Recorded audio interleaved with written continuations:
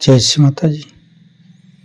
परम पूज्य श्री माता जी, आप ही तो महामाया है, आप ही तो आदिशक्ति माँ है। माँ कृपा करके सारे देव देवियों के साथ ये ध्यान और मेडिटेशन की मंच पर पधारिए और सभी संतों को निर्विचारिता स्थिति प्रदान कीजिए। जब जब धरती पर अधर्म हुई है, आप अलग अलग समय पर इस पृथ्वी पर, इस ब्रह्मांड पर पधारिए। इस ब्रह्मांड पर पधारा है और सभी अधर्म को नाश किया है। परम पूज्य श्री माता जी, कृपा करके आप पधारिए और अधर्म को नाश कीजिए। परम पूज्य श्री माता जी, हमें ध्यान का स्थिति प्रदान कीजिए।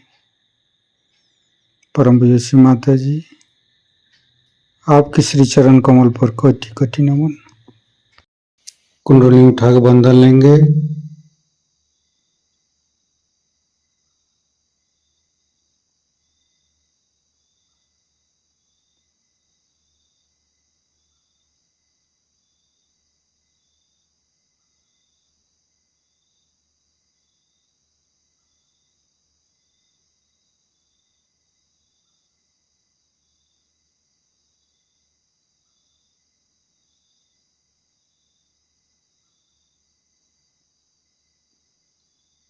तीनों महामंत्र। ओम तमेव साक्षात् श्री महालक्ष्मी महासरस्वती महाकाली त्रिगुणात्मिका कुंडली साक्षात् श्री आदिशक्ति माता जी श्री निर्मला देवी नमो नमः। ओम तमेव साक्षात् श्री कल्की साक्षात् श्री आदिशक्ति माता जी श्री निर्मला देवी नमो नमः। ओम तमेव साक्षात् श्री कल्की साक्षात् श्री सहस्रार स्वामिनी मोक्ष प्रदायिनी माता जी श्री निर्मला देवी नमो नमः। गणेश मंत्र। ओम तमेव साक्षात् श्री गणेश साक्षात् श्री आदिशक्ति माता जी श्री निर्मला देवी नमो नमः। दोनों हाथ खोल के श्री माता जी के सामने बैठेंगे। माँ के बिंदी को देखते रहेंगे। मन में ध्यान का स्थिति लेके आएंगे।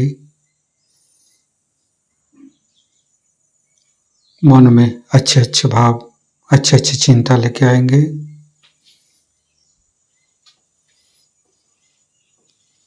परम पूज्य श्री माता जी, ये हृदय, ये हमारी सांसें, ये रोम रोम आप ही का तो दिया हुआ। माँ कृपा करके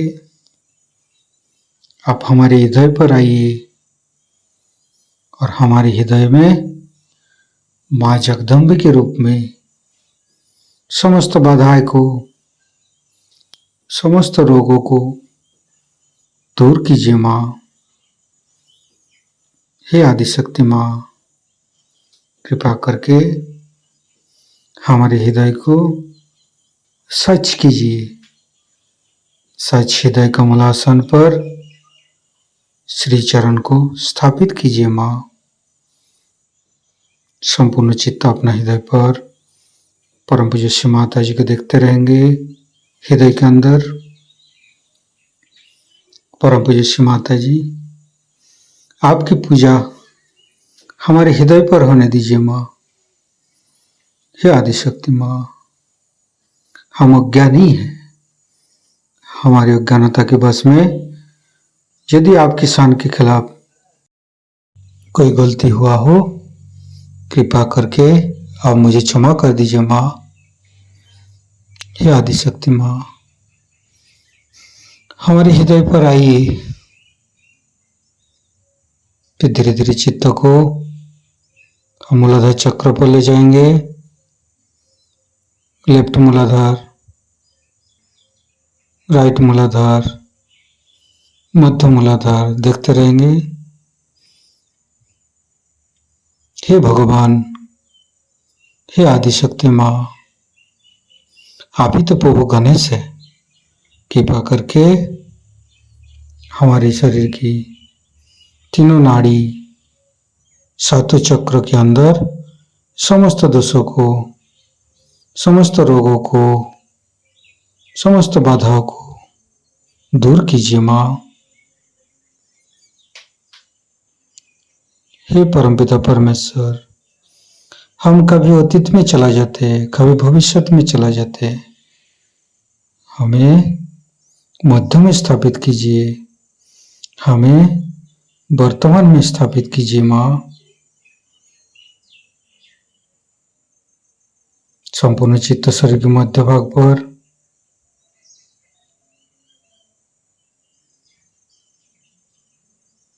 धीरे धीरे चित्त को तीनों स्वादिष्ठान को देखेंगे।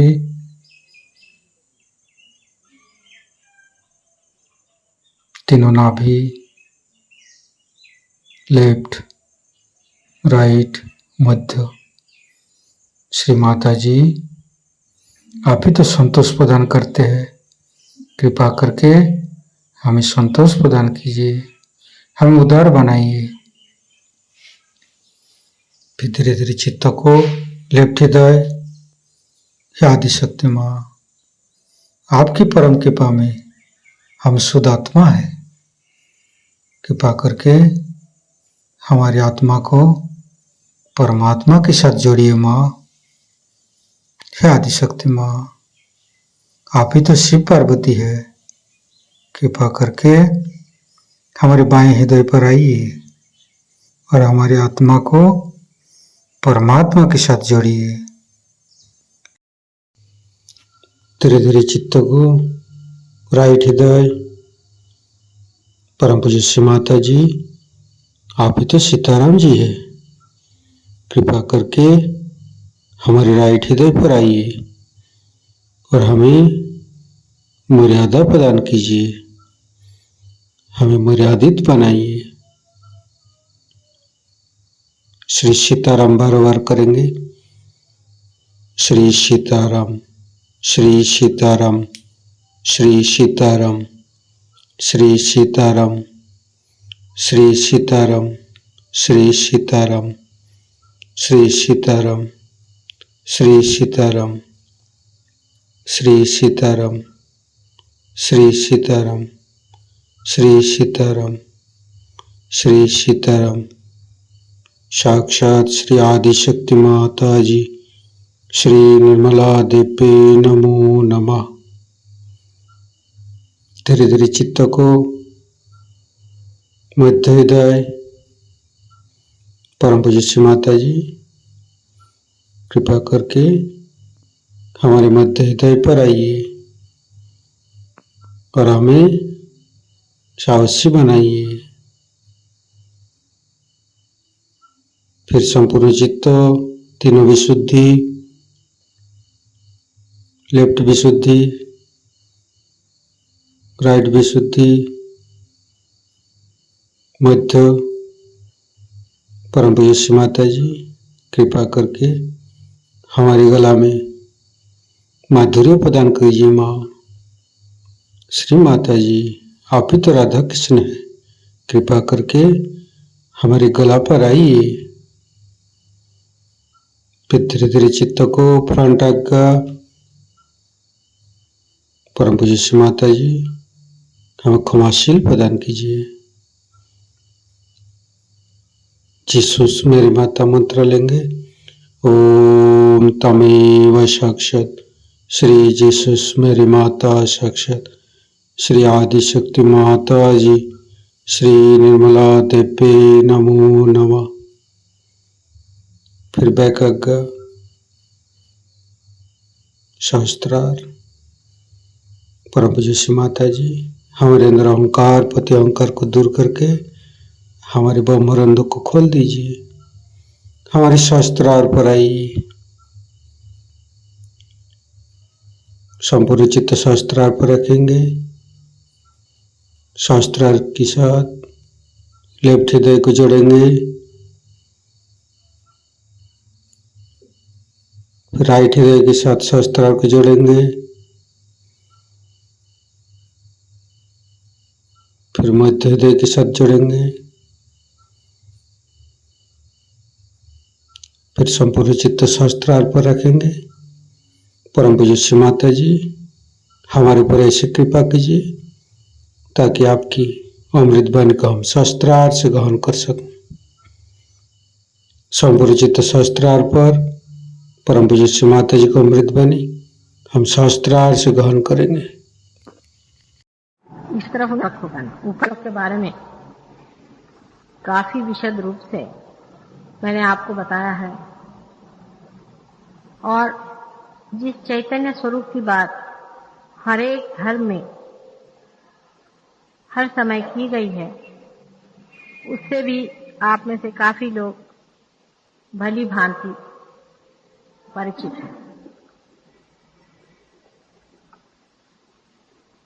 उस पर भी जब मैं कहती हूँ कि आप गृहस्थी में रहते हो और आप हठ योग की ओर न जाएं तो बहुत से लोग मुझसे नाराज हो जाते हैं।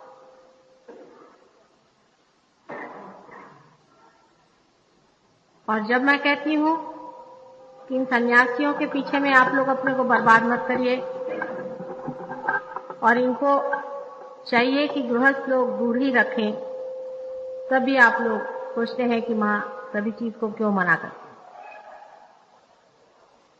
ऐसे तो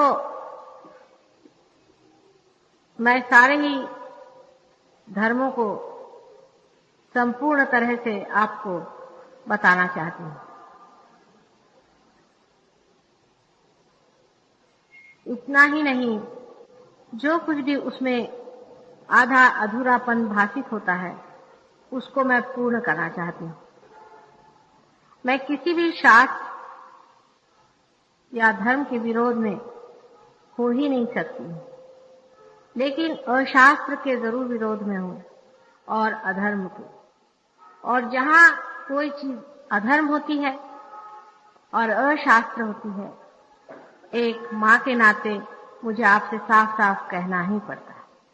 बाद में आपको भी इसका अनुभव आ जाएगा कि मैं जो कहती हूँ वो बिल्कुल सत्य है, प्रैक्टिकल है। जब आप अपने हाथ से बहने वाले इन वाइब्रेशंस को दूसरों पे आजमाएंगे, आप समझ लेंगे कि मैं जो कहती हूँ बिल्कुल सच बात कहती हूँ और पूर्णतया आपके हित के लिए और आपके उत्थान के मार्ग के व्यवस्थित रूप से प्रकाशित होने के लिए कहती हूँ। यही एक बड़ी शोचनीय स्थिति है कि मानव सत्य को लेने में बहुत टाइम लगाता है। अगर झूठ कोई फैलाए तो मनुष्य उसे बहुत जल्दी मान लेता है, या कोई ऐसी चीज कि जिससे उसकी कमजोरियों को प्रबलता मिले या उसके अहंकार को पुष्टि मिले तो मनुष्य उसको बहुत जल्दी आत्मसात कर लेता है। पर आज मैं आपसे थोड़ा सा हठ योग के बारे में और सांख्य के बारे में कहूंगी, क्योंकि शंकराचार्य ने भी साफ कहा है कि न योगे न सांख्ये, योग और सांख्य से आपको आत्म साक्षात्कार नहीं। इसलिए मैं कोई ये बात पहली मर्तबा नहीं कह रही, ऐसे अनेक मर्तबा लोगों ने कहा, और आप जितने भी धर्म पुरुषों की ओर देखें तो किसी ने भी संन्यास नहीं लिया था सिवाय नाथ पंथियों के, और उनका भी बड़ा विकट मार्ग था। आप जानते हैं कि जनक राजा थे और राजा जैसे रहते थे, लेकिन उनको लोग विदेही कहते हैं, इसीलिए जानकी जी को वैदेही कहा जाता है। आप जानते हैं कि नानक भी विवाहित थे और कृष्ण ने भी विवाह किया था, राम ने भी विवाह किया था, और आप ही जैसे संसार के एक परिवार प्रिय वे लोग थे। किसी ने भी संन्यास आदि नहीं लिया था, नहीं कहीं इन लोगों ने योग को इतनी मान्यता दी। सिर्फ पातंजलि ने योग पर विशेष रूप से ध्यान दिया, लेकिन पातंजलि को भी लोग पढ़ते नहीं है। ये तो 5th hand 6th hand information जो आती है योग के बारे में, उसी को मान लेते हैं और उसी को विशेष समझ करके और योग, जिसको कि हठ योग कहते हैं, वो करने लग जाते हैं।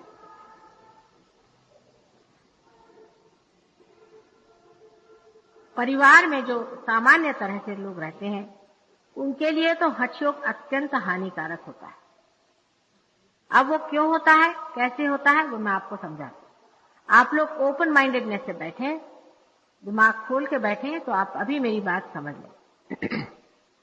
मानव की जो शक्तियां हैं वो सीमित हैं, वो शरीर के अंदर सीमित की गई है। जब तक उसे आत्म साक्षात्कार नहीं होता है, जब तक उसका कनेक्शन उस सर्वव्यापी शक्ति से नहीं होता है, तब तक उसकी शक्ति जो है वो सीमित होती है। जैसे एक बैटरी का सेल है, जब तक बैटरी के सेल पे चीज चलती रहेगी तब तक उसकी सीमित शक्ति रहेगी, पर अगर उसका कनेक्शन इलेक्ट्रिकल मेन से लगा दिया जाएगा तो शक्ति पूरी समय आती है। मैं इसलिए बिल्कुल मॉडर्न बातों में समझाती हूँ कि हमारे रोजमर्रा के जीवन में हम इसे देख सकते हैं। अब जब आप हठ योग करते हैं तो उसमें ह और थ दो नाड़ियों का वर्णन है, जिसे कि सूर्य नाड़ी और चंद्र नाड़ी ऐसे कहते हैं, जिसे हमारे यहाँ सिंपैथेटिक नर्वस सिस्टम कहते हैं। इन दो नाड़ियों को जब आप इस्तेमाल करने लगते हैं, जिसे सुषुम्ना और पिंगला नाड़ी पीड़ा और पिंगला नाड़ी कहते हैं, इन दो नाड़ियों के उपयोग में हम हमारे पास जो सीमित, बिल्कुल ही जो सीमित एनर्जी है उसको इस्तेमाल करते हैं। जिस वक्त में हम ये कहते हैं कि हम शारीरिक व्यायाम आदि करते हैं, तो वो समझ लेना चाहिए कि हम हठ योग तो कर ही नहीं रहे, हम सिर्फ हा योग कर रहे हैं। हठ योग का मतलब होता है कि उसकी 6 चीजें जो है वो पूरी करनी पड़ती है, यम नियम आदि आप जानते हैं। वो जब तक आप पूरे नहीं कर रहे हैं तब तक आप बिल्कुल पार्शियल योग कर रहे हैं, और वो भी आप सिर्फ आपका हा नाड़ी माने सूर्य नाड़ी का काम कर रहे हैं। सूर्य नाड़ी से आपका शरीर बढ़ सकता है और आपकी मेंटल कैपेसिटी शायद बढ़, लेकिन हम लोग तो कम से कम 3 चीज हैं ही। एक तो हम मेंटल हैं, इमोशनल है और फिजिकल है। तो अगर हमने इन 2 चीजों पर, विशेषतः शरीर पर, पूरी अपनी सीमित शक्ति को अगर खींच लिया, तो जो हमारी इमोशनल नाड़ी है, जिसको चंद्र नाड़ी कहते हैं, वो पूरी तरह से शुष्क होती जाती, उसका सारा ड्रेन होते रहता है, वहां से सारा खींचते जाता है और वो आता है हमारे शरीर पर। और जब वो हम अपने शरीर के बढ़ाने के लिए उसका उपयोग करते हैं, तो जो हमारा इमोशनल बीइंग है वो बिल्कुल ही शुष्क हो जाता है। इसीलिए आपने देखा होगा कि अधिकतर जो योगी लोग होते हैं एकदम बिल्कुल निष्ठुर स्वभाव के, उनमें हृदय होता ही नहीं मानो, और इस कदर क्रोधी और इतने इगोइस्टिकल होते हैं कि उनके जीवन को अगर आप समझ के पढ़ें तो कभी कभी लगे कि ये तो एक तरह की इगोइस्टिकल मॉन्स्टर। जैसे आप विश्वामित्र को पढ़ें, क्या उस हरिश्चंद्र बेचारे के जान को लग गए, खुद तो सन्यासी थे, उसके भी जान को लग गए। वो अच्छा घर गृहस्थी में अपने बीवी बच्चों के साथ बहुत धर्म से राज्य करता था, उसकी जान को लग गए, उसके प्राण ले लिए और उसकी हालत खराब कर दी। आपने दुर्वासा को सुना है, उनका नाम अगर आप सवेरे लीजिएगा तो आपको 3 दिन तक खाने को नहीं मिलेगा। तीसरे जमदग्नि साहब थे, उनके क्या कहने। यानी यहां तक है कि पराशर मुनि के लिए कहा जाता है कि उन्होंने भी एक बहुत ही गंदी बात अपने लाइफ में कर दी थी सत्यवती के साथ, जिन्होंने कि अपने हृदय को पूरी तरह से एम्प्टी तो कर लिया था, लेकिन अपनी काम वासनाओं पर वो कुछ भी नहीं अधिकार रख पाए। एक क्षण में उनका सभी तपस्या वगैरह भंग हो गई। और ऐसे अनेक हैं, आप जानते हैं, अपने ऐसे अनेक ऋषि मुनि हो गए। परशुराम जो थे, जिन्होंने कि कौन से मुनि, अगस्त्य मुनि, अगस्त्य मुनि, और जिन्होंने कि गुस्से में आकर के सारा समुद्र पी लिया था। किसी ने किसी को भस्म कर दिया था, किसी ने किसी को खत्म कर दिया था। आज तक आपने किसी से ये नहीं सुना होगा कि इनमें से किसी ने भी किसी का उद्धार किया होगा या कल्याण किया होगा। माने अपने अंदर जो सीमित शक्तियां हैं, उस सीमित शक्ति में से अगर आप सिर्फ एक नाड़ी पर वो सारी शक्ति को अगर खींच लें, अपने फिजिकल बीइंग को बढ़ाएं या अपने मेंटल बीइंग को बढ़ाएं, तो आपका जो इमोशनल बीइंग है वो बिल्कुल स्टार्व कर जाए। और ऐसा आदमी जो है वो किसी भी हद तक पहुंच जाए, उसका कुछ आप नहीं कह सकते हैं, क्योंकि उसका ईगो बलवत्तर हो जाएगा। हठ योग को छोड़िए, ये कराथी करके एक जापानीज लोगों का एक ऐसी इसी तरह का प्रकार है, जिससे वो कहते हैं कि हम अपना डिफेंस कर लेते हैं, हम अपने प्रोटेक्शन के लिए चीज सीख लेते हैं, और अगर हम किसी पर एक जगह प्रहार करें तो वो आदमी एकदम हम उसे खत्म कर सकते हैं। कहते तो वो हम डिफेंस के लिए करें, लेकिन उससे इतने इगोइस्टिक हो जाते हैं, इतने क्रूर हो जाते हैं कि उसका उपयोग बहुत बार वो लोगों को मारने के लिए करते हैं। और आप जानते हैं कि जापानीज लोगों में कुछ लोगों में बहुत ज्यादा क्रूरता इस कराती के कारण आ गई।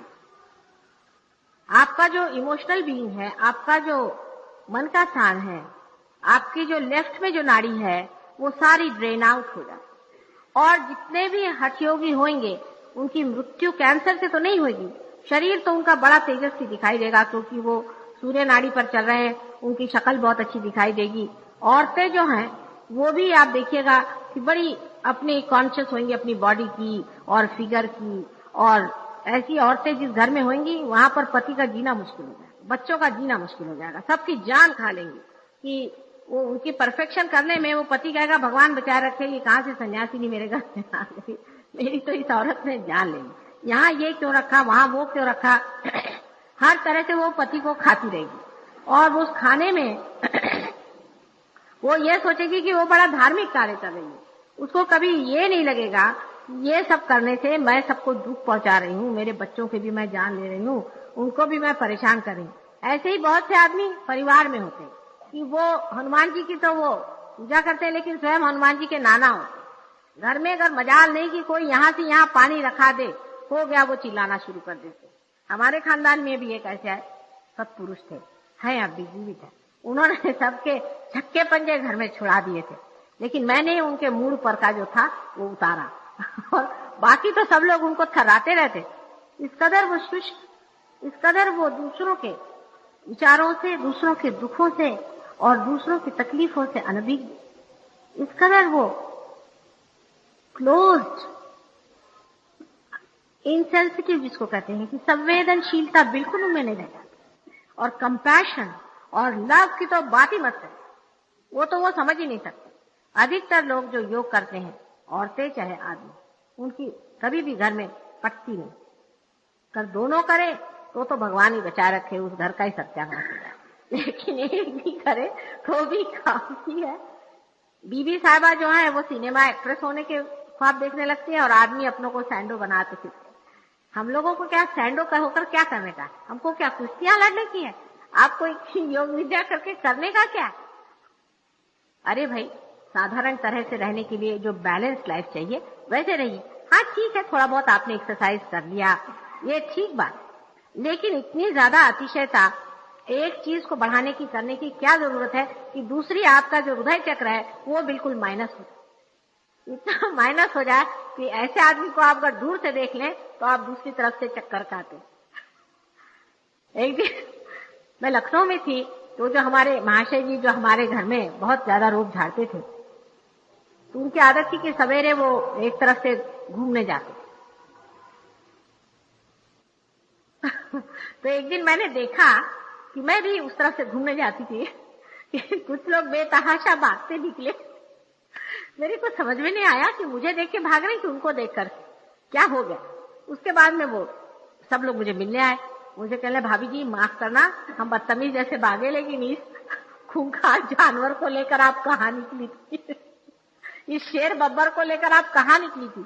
वो तो उल्टे पैर ही दौड़ने लग गए कि भगवान बचा सके, ये तो अभी डंडा लेके हमको मारेंगे। उनसे बात करने जाइए तो आपको खाने को दौड़े। कभी हंसना तो वो जानते ही, उनको मालूम ही नहीं कि दुनिया में हंसना या स्मित या कोई ऐसी चीज है। बड़े सीरियस होते हैं और किसी का दुख, किसी की तकलीफ को समझते नहीं। आप अगर उनसे कहें कि भाई इस आदमी को बहुत दर्द है, इतना दर्द में पड़ा हुआ, कहले देखो मैंने कैसे अपने दर्द को कंट्रोल किया, तुम भी करो। अरे भाई वो कोई योगी नहीं है, तुमने अपने दर्द को कर लिया। लेकिन वो जानते नहीं कि उनकी मृत्यु जो होगी वो हार्ट अटैक से। हमेशा जो सहज योगी होता है उसका दोनों बैलेंस होता है, उसकी वजह मैं बाद में बताऊंगा। लेकिन जितने भी योगी लोग होंगे वो खट से यूं खत्म हो जाएंगे और पता ही नहीं चलने का उनका वो गायब हो जाएंगे। उसके बाद जब वो मरेंगे तो 4 आदमी जोड़ना मुश्किल होगा। मैं आपसे बताती हूँ, ये जो योगी लोग मरते हैं इसमें मुश्किल से 4 आदमी दिखते हैं।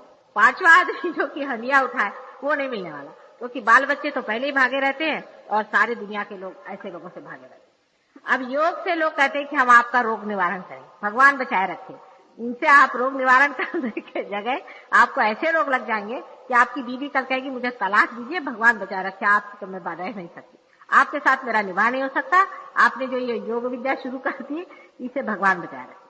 इसीलिए 1000 बार ये सोच लेना चाहिए कि योग परिवार में रहने वाले लोगों के लिए बड़ा ही खतरनाक है। लेकिन योग क्यों बनाए, किस व्यवस्था में बनाया गया? पातंजलि को कितने हजारों वर्ष पहले की बात है जब पातंजलि ने पातंजलि योग लिखा था। उस वक्त का योग है, वो सोसाइटी आज नहीं। पहली तो बात ये कि उन दिनों में हमारे यहाँ 4 वर्णों की संस्था थी। आप तो जानते हैं कि पहले छोटे बच्चे 5 साल के बाद में जंगलों में जाकर एक रियलाइज सोल गुरु के पास पढ़ते थे। रियलाइज सोल, ये आगरे गरे लत्थू खैरे नहीं, रियलाइज सोल उसको ही गुरु, पहले उसी की व्याख्या गुरु होती। इतना ही नहीं कि रियलाइज सोल था, पर उसको सारा उसका शास्त्र भी मालूम था रियलाइजेशन का। इसलिए वो जंगल में रहते थे और उन्हीं के नाम से यूनिवर्सिटी चलती थी, जिसको हम गोत्र कहते हैं। ये वही यूनिवर्सिटीज हैं। और सगोत्र विवाह इसीलिए मना था कि एक यूनिवर्सिटी में रहने वाले बच्चे आपस में सब भाई बहन के जैसे रहते। अच्छा, उसके अलावा उस उम्र में आपकी हेल्थ बढ़ती है, आपकी ग्रोथ बढ़ती है, इसलिए आपको जरूरी है कि उस वक्त आपके शरीर को पोषक जितनी भी एनर्जी लगे मैक्सिमम दीजिए। दूसरी बात, जो आपकी हृदय की बात है, जो प्रेम की बात है, एक तो गुरु उसको संभालता था, गुरु अपने प्रेम से उसको भरा रखता था। दूसरे, जो वानप्रस्थाश्रम में ग्रैंड पेरेंट्स, उनके जो बाबा दादी और नाना नानी, वो भी जंगल में बैठे रहे, तो वो लोग अपने बाल बच्चों को प्यार करते। और गृहस्थी में कोई भी योग नहीं सीखता, वो अपने बच्चों को जो प्यार देते थे उससे उनकी दूसरी शक्ति जो थी वो उपला ली। विवाह के बाद में आप ही सोचिए कि कितना ड्रेन आपका पहले ही हो रहा है। मतलब ये कि आजकल की सोसाइटी में ऐसे ही आदमी किस कदर परेशान है, उसके पास टाइम ही नहीं कि वो कुछ प्यार करे या किसी से 2 मिनट प्यार से बात करे। और उस पर योगी अगर कोई हो गया तो आप ही सोचिए, ऐसे ही मियाँ बीवी के 1000 झगड़े रहते, तब तो आपने सत्यानाश ही कर दिया पारिवारिक जीवन। पारिवारिक जीवन के सिवाय सहयोग नहीं बनता, ये भी एक बात विशेष है। साधारण तरह से जो पारिवारिक लोग हैं उन्हीं से ही सहयोग होता है। इसलिए जो लोग संन्यास लेते हैं उनसे कहना ठीक है आप संन्यास लो और जंगलों में रहो, जंगल में ही रहो, 2 दिन बाद वहां से भाग के आएंगे भेष बदल कर। कल ही मुझे एक साहब मिले थे, वो मुझे कहने लगे कि मैंने स्टैटिस्टिक इकट्ठे किए, मैं वहां गया था, हरिद्वार गया था, वहां मैं गया और मैंने बहुत सारे वहां सन्यासियों से भेंट। तो मुझे आश्चर्य लगा कि 99.9% और 1% मैं इसलिए कहता हूँ कि मेरे आसार में मिला नहीं, पर मैं कहता हूँ पर चांस होएगा कोई।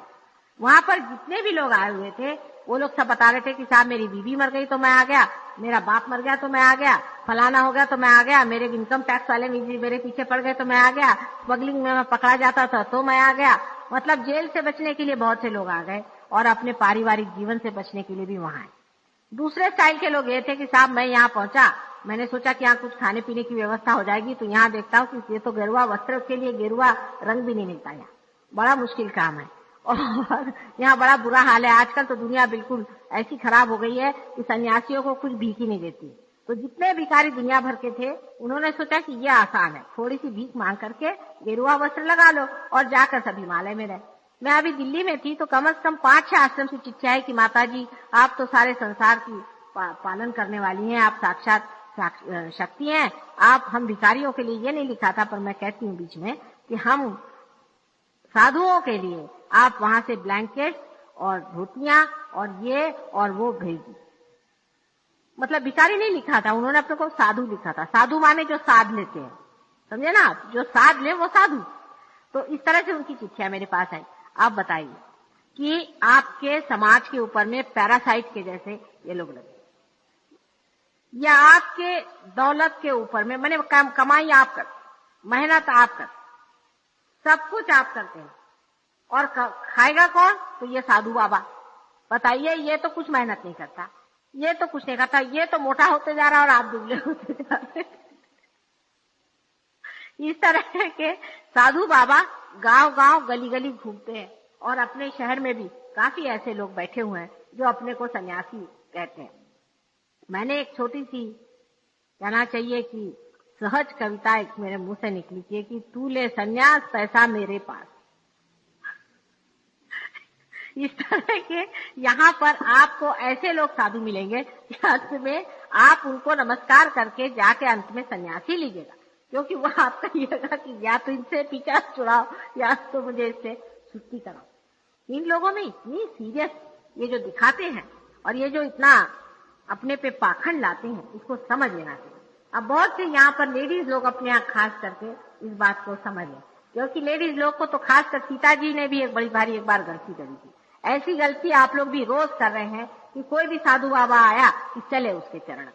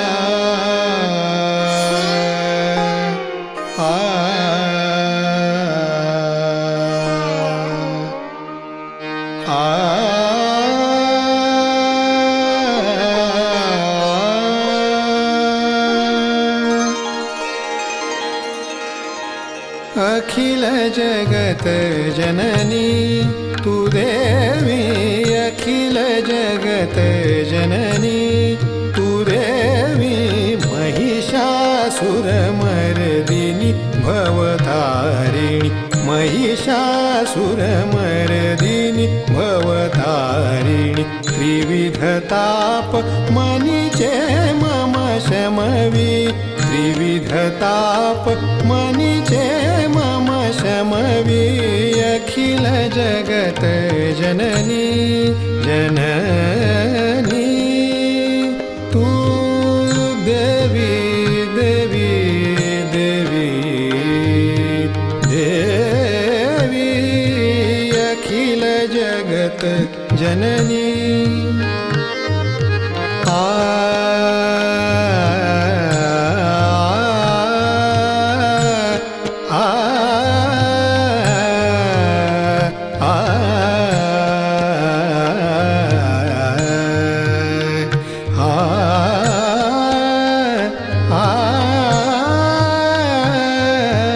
अखिल जगत जननी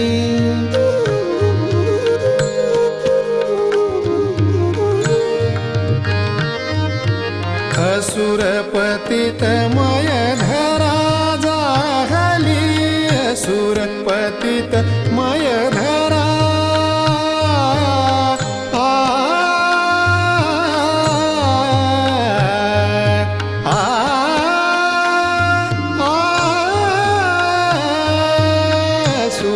असुरपतितमय धरा जाहली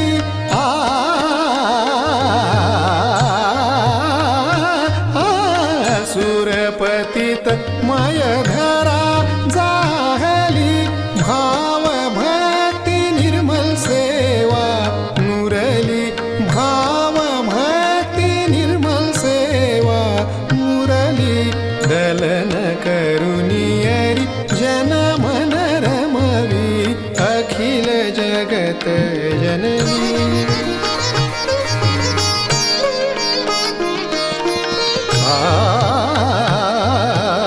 अखिल जगत अखिल जगत जननी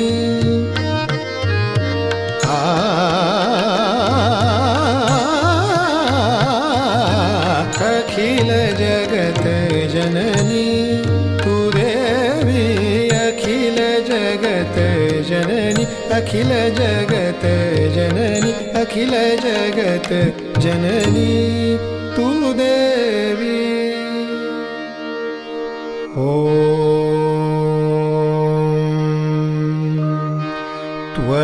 त्वमेव साक्षात् श्रीजगदम्बा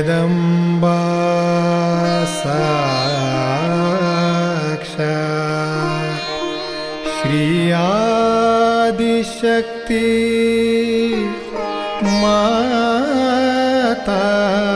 माताजी श्री निर्मला देवे नमो नमः नमो नमः नमो नमः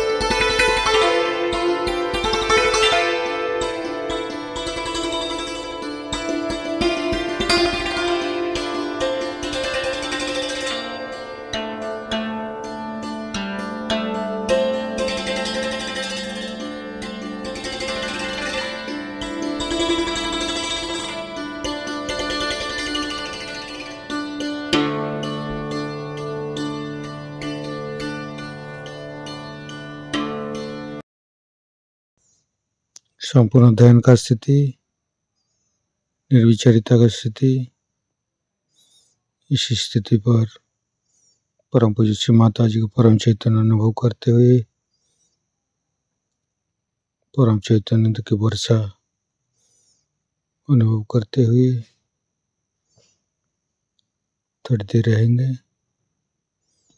प्रे करेंगे परम पूज्य श्री माता जी, आज का एवं अमृत ध्यान पर आपने जो हमको परम चैतन्य अनुभव कराया, इसके लिए मैं आपको कोटि कोटि नमन। कुंडली उठा के बंधन लेंगे।